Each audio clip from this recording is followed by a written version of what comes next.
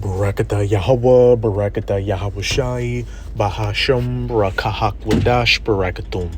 First and foremost, I want to give all praises, glory, and infinite honors to Yahweh, Bahasham, Yahawashi.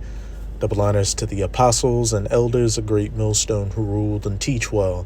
In peace and salutations to you sincere Akim out there, pushing this word and truth and sincerity to the four corners of the globe. May you brothers endure unto the end. This is the brother Ra'aya coming at you with another lesson. I'm going to start it off with this video from Large Man Abroad's YouTube channel titled, Warning, France just ended the American Empire, the nuclear switch.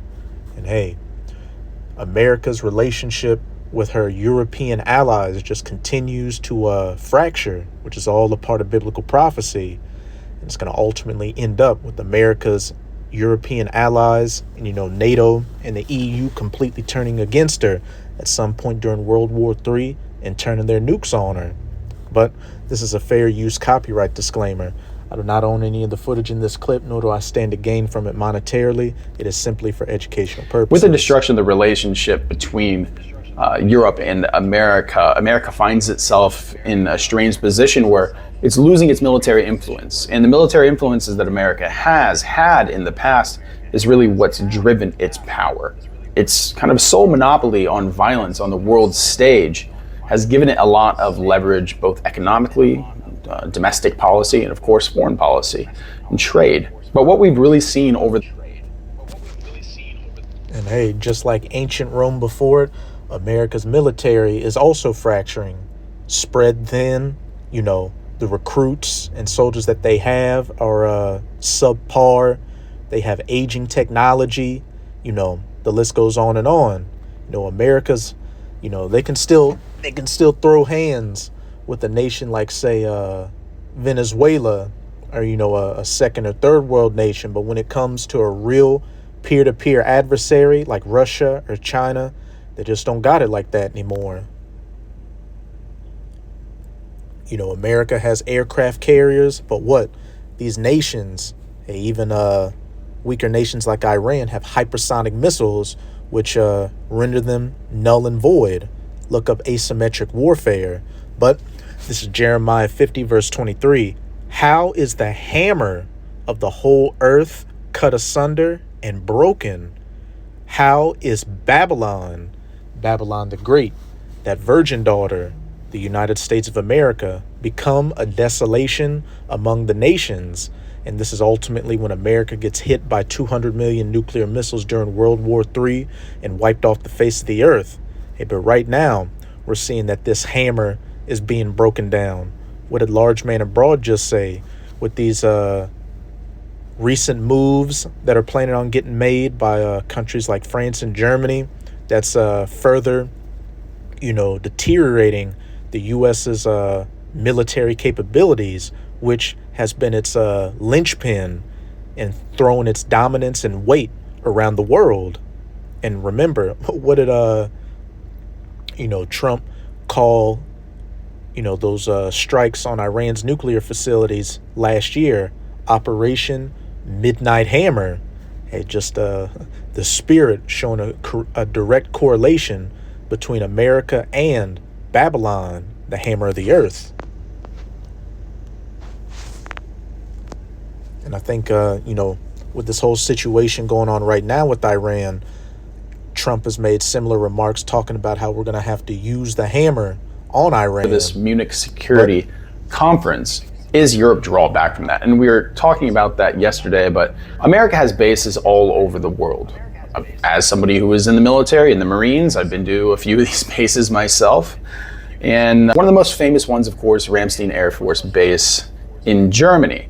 There's 35,000 troops on that base, and they're there for one reason, as a nuclear deterrent, really. But what happens when Emmanuel Macron, the French president, what happens when he offers to bring Germany in under France's nuclear umbrella? Well, it takes the necessity for American troops to be in Europe. As Europe decides to reconstruct its military power to be able to rival the superpowers that it may face in the future, and the fact that America has essentially put itself in the position as not just trade opposition, but as military threat for the saber rattling in Greenland, the saber rattling Mexico, Canada, of course, the complete blockade and collapse of Cuba as we see millions of people, over 11 million people, move into the position right now where mass starvation is almost certainty at this point. These nations that are historic allies of ours are actively moving away from any role that America has as far as leadership goes. Hey, and what did Yahushua say in Mark chapter 3, verses 24 to 25? And if a kingdom be divided against itself, that kingdom cannot stand. And if a house be divided against itself, that house cannot stand. And with that, those remarks that large man abroad just made, we can clearly see that this kingdom of the fourth beast in Daniel chapter 2, the last leg of it, is divided. Which, let's go to it. This is Daniel chapter 2. I'm going to start at verse 40.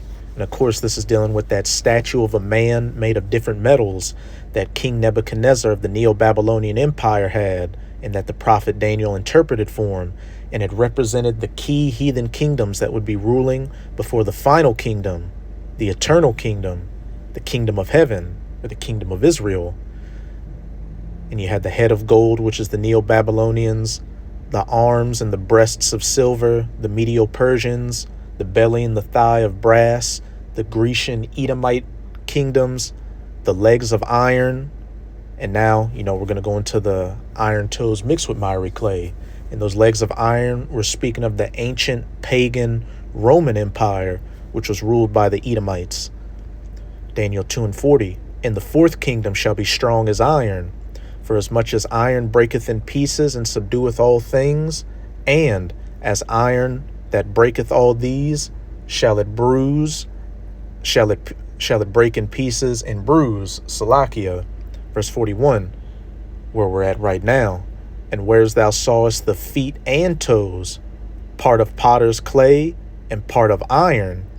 And that part of potter's clay and iron goes into a few things. On the one hand, the part of clay represents the weaker nations in, this NATO EU system, which is what the iron and clay is, usually referred to as the pigs, Portugal, Italy, Ireland, Greece, and Spain, weaker economically and militarily. And the part of iron, your stronger nations, like the US, Britain, France, Germany, Scandinavian nations. And the part of iron can also represent NATO, the military aspect, and the part of clay, the EU, or the economic aspect. So, and whereas thou sawest the feet and toes, part of potter's clay and part of iron, the kingdom shall be divided.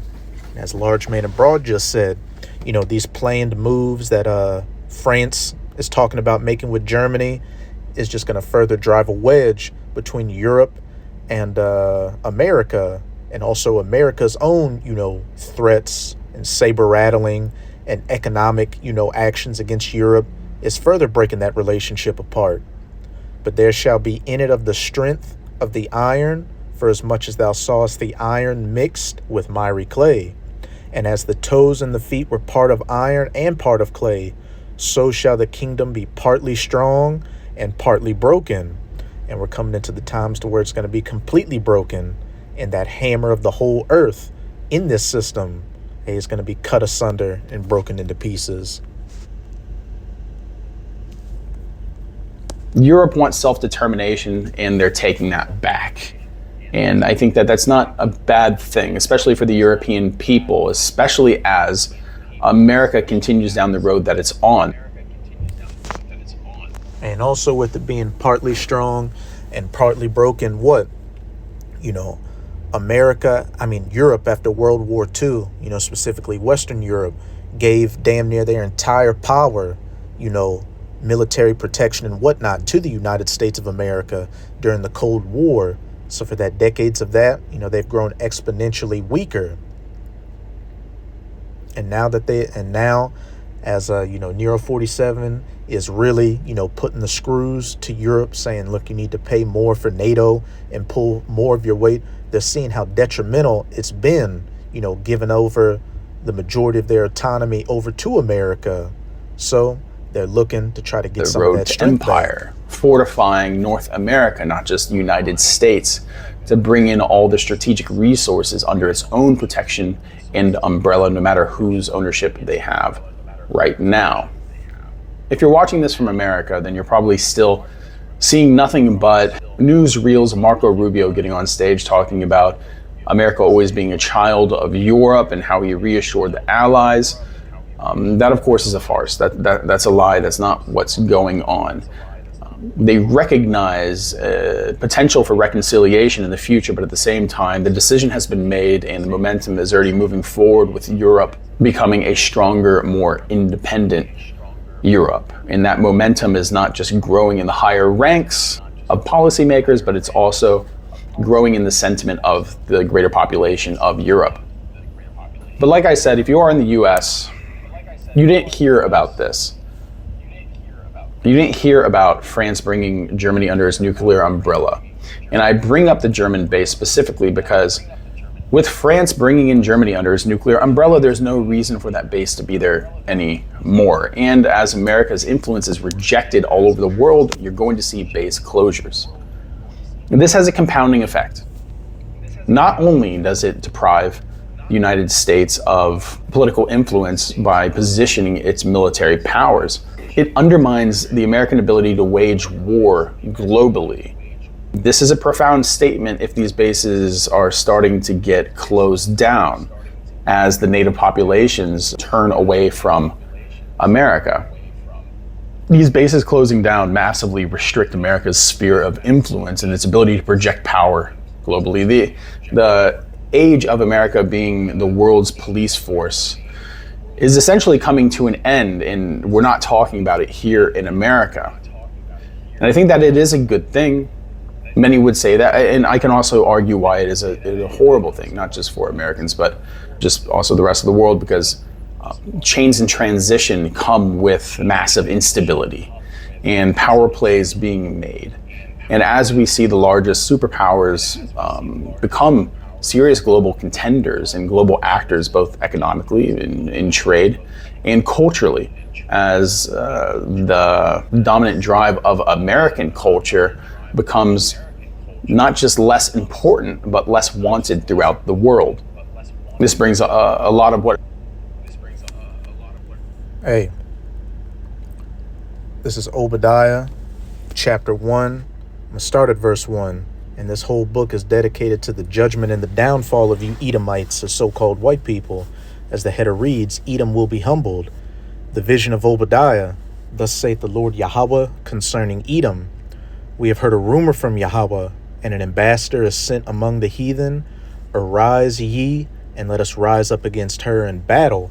Which you're seeing right now, economically, with things like the BRICS being set in place, and people looking for alternatives to the SWIFT and the dollar system, but it's eventually going to be militarily during World War III. Verse 2, Behold, I have made thee small amongst the heathen, thou art greatly despised. Your reputation being made small and despised on the world stage. And what did Large Man Abroad just say? More and more nations are rejecting American cultural ideas and norms more and more, because they're seeing that it's a relationship built on hypocrisy and dominance. America gets all the benefits while everybody else gets the scraps. And if America doesn't get it the way they want, they're more than happy to throw you under the bus. But let's run it back a little bit. Dominant drive of American culture becomes not just less important. This brings a lot of what America produces. American culture, contenders and global actors, both economic. Dominant drive of American culture becomes not just less important, but less wanted throughout the world. This brings... Behold, I made thee small amongst the heathen. A lot of what America produces into the realm of obsolescence So the Americans need to understand that America just isn't being isolated, that it is being essentially evicted from Europe. I mean, this is a monumental shift in geopolitics when it comes to how these global powers position themselves, not only physically, but also in what measures of participation they're actually going to have in future operations with each other. So, we're going to come back to this video, but now I'm going to go to this article on RT.com titled U.S. and Europe Drifting Far Apart. Hey, as the kingdom was part of clay and part of iron, so shall this kingdom be divided. Washington maintained a warm tone at the Munich conference, but it has shown that it doesn't intend to defend the old order, the outlet's sources say. The Munich Security Conference has revealed a widening rift between the U.S. and Europe as Washington signaled that it will seek to reshape the global order regardless of whether Europe is on board or not, Politico reported on Saturday, citing sources. Secretary of State Marco Rubio told the conference that the U.S. and Europe belong together and called America a child of Europe, receiving a standing ovation. Politico noted, however, that while the tone was warm, America's approach toward the continent has not changed. The underlying message was the same. We don't want weak allies. Don't defend the old order, one former European official told Politico.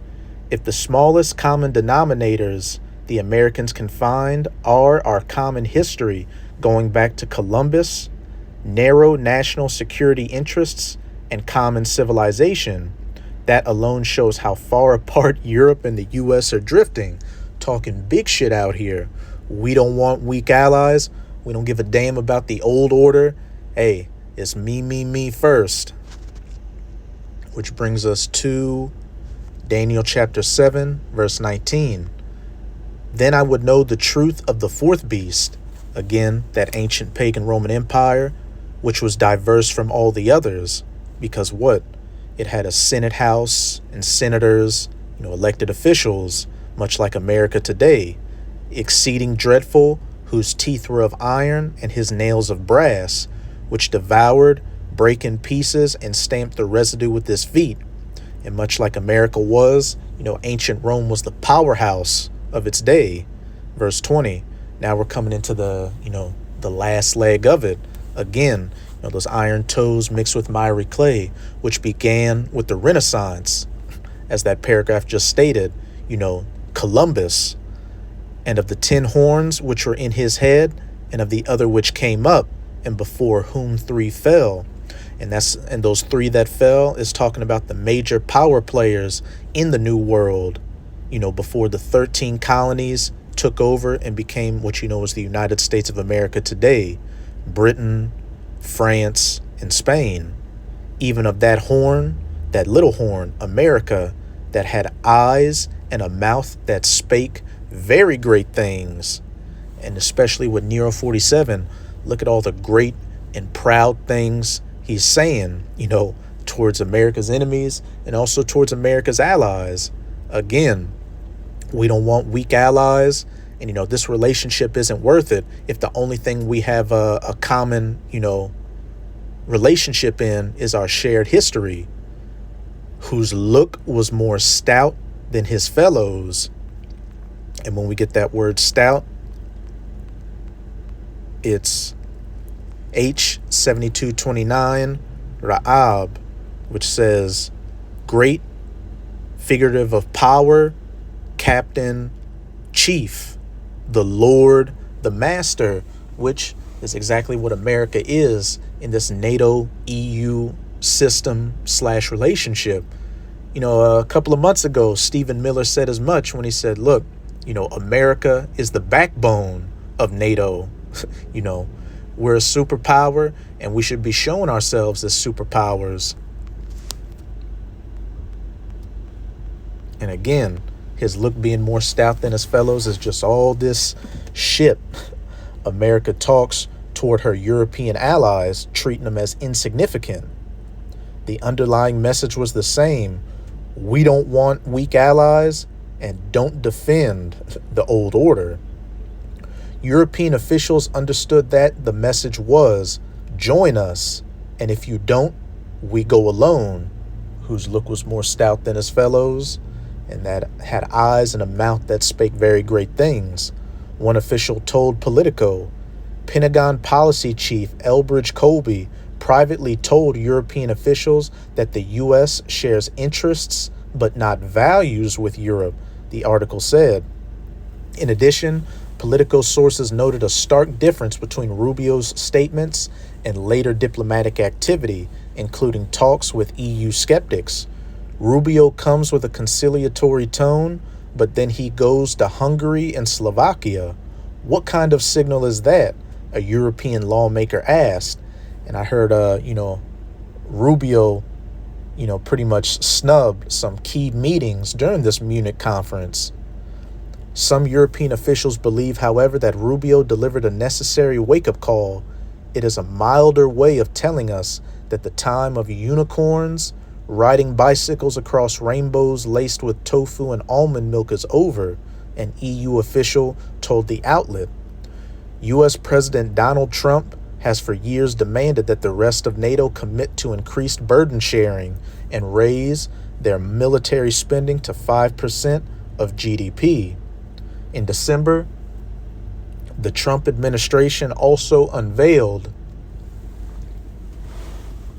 a new national security strategy, which sounded the alarm over Europe's civilizational erasure while casting doubt on whether some EU nations can remain reliable allies. And that kingdom shall be divided. But let's go back to with the destruction of the relationship between Europe and America. America finds itself in themselves, not only physically, but also in what measures of participation they're actually going to have in future operations with each other. So with America talking about moving on Iran, what we're going to find is if that conflict actually goes hot, America is not going to have the same amount of support that it would traditionally have from the G7, from NATO, from the EU, from our traditional allies, from Australia. They're going to be less likely to actually put boots on the ground with us. And especially since this American administration has moved so heavily to try to displace the influence of historic political bodies like the UN, through proxy groups like the Board of Peace. Welcome to Chateau d'Orleans. Let's take a look inside one of our spacious 2-bedroom apartment homes.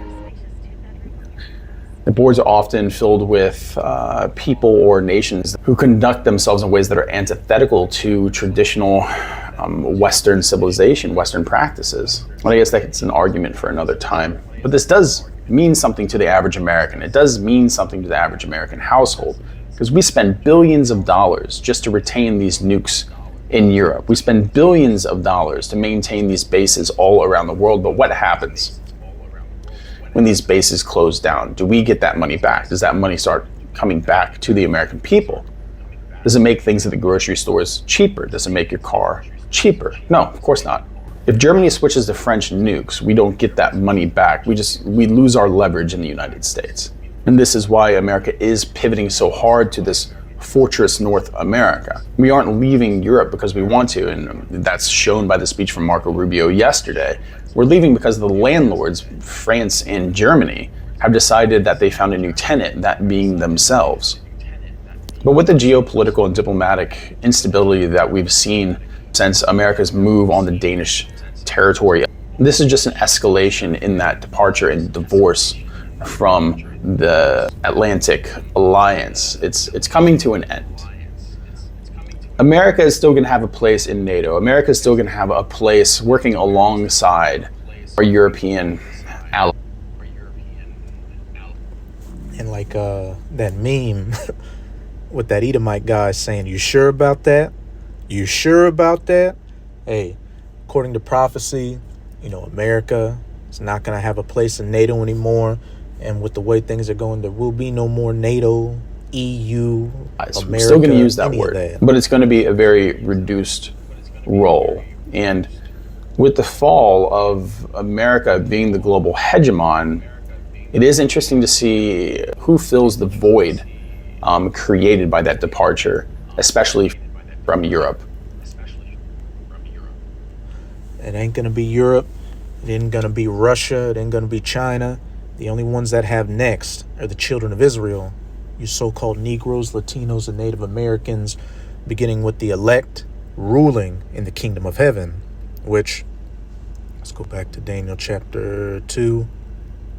I'll jump down to verse 44, and the header reads, the divine kingdom. And in the days of these kings shall the power of heaven set up a kingdom which shall never be destroyed, and the kingdom shall not be left to other people, you heathens, because the Israelites are going to be the sole rulers in the kingdom, and you're going to be our subjects in it. But it shall break in pieces and consume all these kingdoms, and it shall stand forever. Verse 45, for as much as thou sawest that the stone was cut out of the mountain without hands, Yahushai, the Son of the Most High, making his second coming, in that great chariot that was described as a mountain in 2nd Esdras 13, like a great millstone, and that it break in pieces the iron, the brass, the clay, the silver, and the gold. Yahushua coming to make war against you heathens, chiefly you Edomites, as it says in Isaiah 63, and read Revelation chapter 19, and put many crowns upon his head, take away your rulership, and set up his kingdom and his people. The great Most High hath made known to the king what shall come to pass hereafter, and the dream is certain, and the interpretation thereof is sure, point blank period. So again, Europe, China, Russia, NATO doesn't have next. And what the EU really does become to kind of fulfill its security role within the region. So definitely interesting times that we're in. These are historic changes that are being made that aren't being talked about on mainstream media in America. Not at all. Not at all. No one's talking about this at all. And this is a huge deal. I can't say that enough. But we're going to follow this more. There's still historic prophetic changes. But back in Obadiah, verse 7, all the men of thy confederacy, or your allies, have brought thee even to the border, the men that were at peace with thee, with NATO and the EU and these diplomatic, economic, and military alliances, have deceived thee, looking for greener pastures, looking for alternatives, to U.S. hegemony, doing dealings between themselves, such as these talks of France and Germany, and France taking Germany under its nuclear umbrella, and looking at relationships with nations like Russia, China, even India, and prevailed against thee. Just recently, Ursula von der Leyen, she had a meeting with some of the heads of India to build up economic ties, alternative ties to sell their goods and make money with India, since it's got a growing population and a growing economy, and also the tariff cost between Europe and India is a smaller cost than the tariffs between the U.S. and India. And then of course you got these shadow fleets out here, where while you do have this war in Ukraine going on and sanctions on Russian natural gas and oil and other resources, these shadow fleets are bringing those same resources to Europe. So there are backdoor dealings going on economically right now, but eventually militarily. They that eat thy bread, receiving military protection, receiving money and aid from America, have laid a wound under thee, turning against thee, and eventually turning those very same weapons against you. What did large man abroad say? If the U.S. leaves those bases and those nukes in Europe, does that mean that Americans are going to get reimbursed for it or get those nukes back? No, there is none understanding in him. And what this is ultimately going to end in, the climax, is America's European allies turning against her and allying themselves with America's enemies like Russia and China and shooting nukes onto her during World War III. This is Revelation chapter 17, verse 16. And the 10 horns, speaking of the EU or European Union, beginning with the first 10 common markets of it back when it was known as the European Economic Community, which thou sawest upon the beast, NATO, these shall hate the whore that rides upon the beast, Babylon the Great, America, and shall make her desolate and naked, and shall eat her flesh, and burn her with fire, nuclear fire from those nuclear missiles. But that's it with this video. With this video, I hope you sincere, Akim and Akwath were edified. Just keep strong. We are almost out of this final wicked captivity of the heathen nations, chiefly of the Edomites. And as always, I'm going to say Abad Babol, Kwam Yasharallah,